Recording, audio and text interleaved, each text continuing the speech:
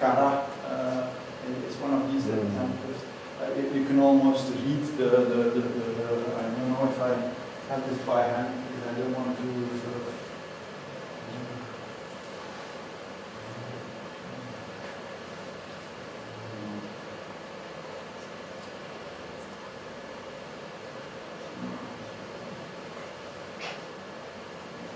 So we know, for instance, we know Apollinaire and stuff like that, but that's not, it's not on its own standing evolution. As such, I want to finish off with the Poema Consta, the last,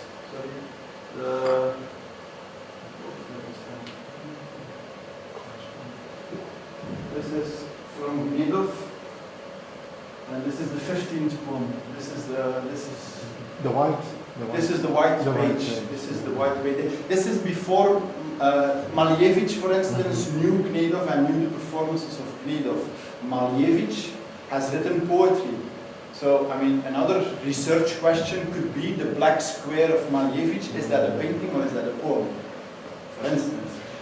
Because a lot of these poets were painters. They met each other. I mean, if you go deeper into this research, they were all together kicked out of art academy.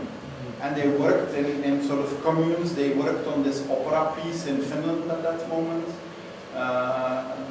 And yeah, so it's all sort of like interconnected, and it makes every time, I mean, Kila, I admire you very much that you have been able to sort of frame your research, because every time I start with a part, and I try to find where somebody has her or his influences, I touch upon something new and something else, and I get stuck into it, and finally it's like, oh yes, I need to definitely describe this also. So it starts with sort of what is poetry, and then you go on with sort of these types of question. Does your definition of visual poetry, does that mean that Apollinaire, the calligrams of Apollinaire, are not visual poetry because they are reproducible? No. Yes, they are visual poems, but no, because they are falsely reproduced. And I'm going to show you. It's good that you ask. It's good that you ask. Wait.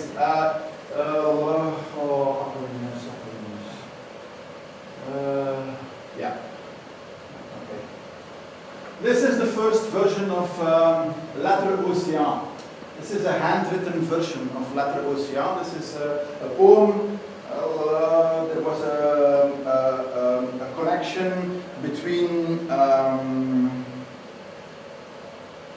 around about 1870, I think. Napoleon III is in power, and he sends his troops to Mexico with our Belgian empress to help the troops. Okay, this is about this.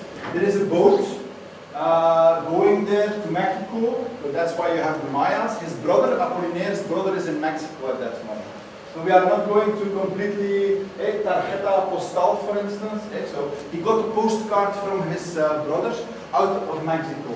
And then you have certain moments where this situates the fact that you have the, TPR somewhere.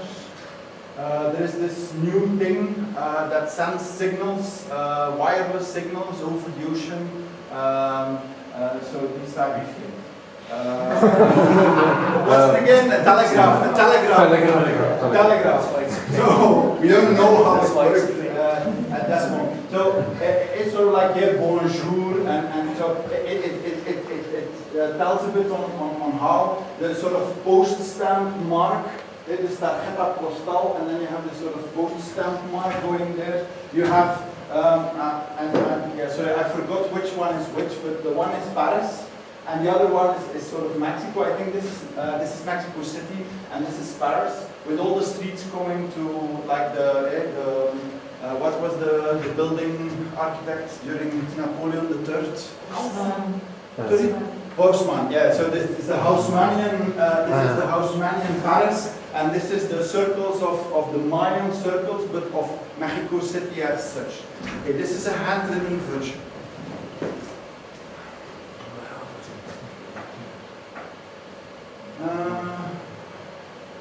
This is the second, here you have the telegraphy. So this is the second version that he made. Within the middle, definitely in the middle of the page, in the complete middle of between those two parts where you have balance, you have somewhere 300 somewhere written, which is the height of the Eiffel Tower, where on top of the Eiffel Tower you send your messages across the world. So, and then you have TSF, and that is the abbreviation of Telegraphie Service Sans Fil. Right, Telegraphie Sans Fil. So, and then you have there all the different type of city structure. We're back to maps as within the Russians.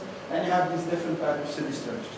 Very important to understand that TSF is in the middle of everything, in the exact middle. Why? Because when you go to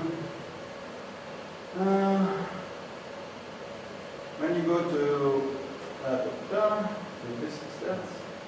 When you go to the printed version, and you can't see that in this, for instance.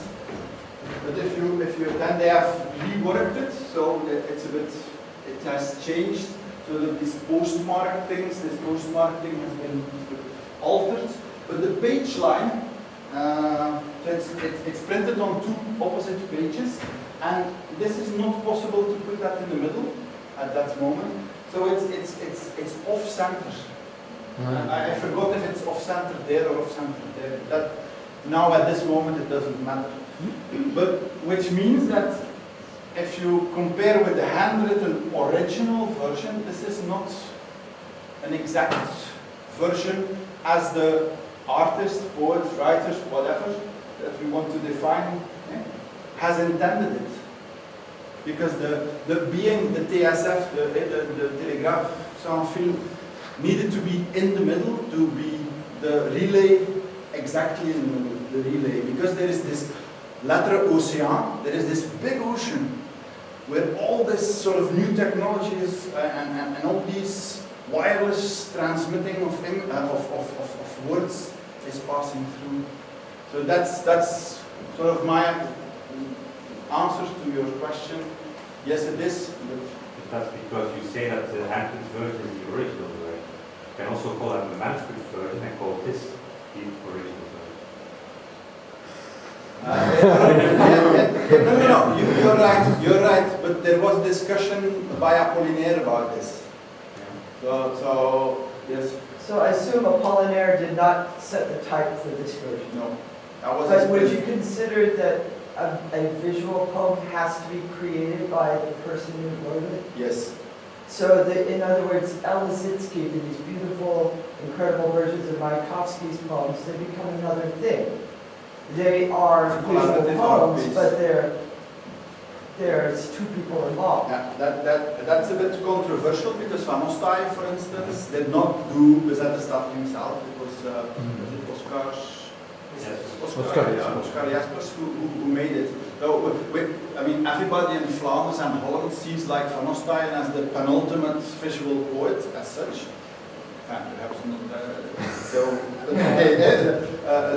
If you go in schools or whatsoever, I mean, Bezette Stad is sort of seen, yeah, this is visual poetry. For me, not. Why? For instance, if you have Transsibérien, which is a combination of a piece of literature and a painter, I forgot their names. They made a travel Trans-Siberia with a train, and they are explaining in words and painting the thing. For me, I think and then we come back to intention and execution. I think that intention and execution needs to be within the same person to constitute an optical, a visual, a concrete. But if that was the case, then a composer of music would be the only person who could be the creator of that music. You have different tools when it comes to music. Because a score of, if you have, for instance, Jaap Blonk doing Kurt Schwitter's Ursonate. I mean, this is one of the Ursonaten is a sound poem, and Blonk is sort of executing as a there is a difference between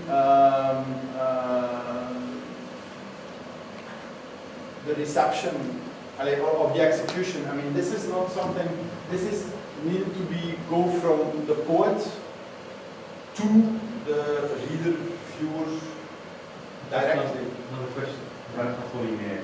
Yeah. The handwritten version, Yeah. if you do something with it, like for instance put it into a gallery or expose it, because that's also a difference from manuscript is Yeah, There's energy that Yeah, comes was- off in the actual handwriting. yeah. I understood that you, is that, for instance, will you say that the Z stuff from Paul and Ostine is in fact not a visual form? Whereas, or I would like to make that statement, yes, but so then you say that facing alongside pain is a visual. yeah, there are Visual. Because that was in his own handwriting, and it's also published as handwriting. yeah, because he like Zeppelin, for instance, there are a few.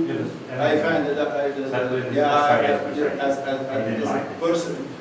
Okay, but I mean, Mahmoud didn't like most of his work that commercially. I mean, now at this point, we didn't see that as art, but we now see this as art. Then we go back to Duchamp. It's not the artist himself that will decide what is art and what is not art, but it's the future generations that will do that.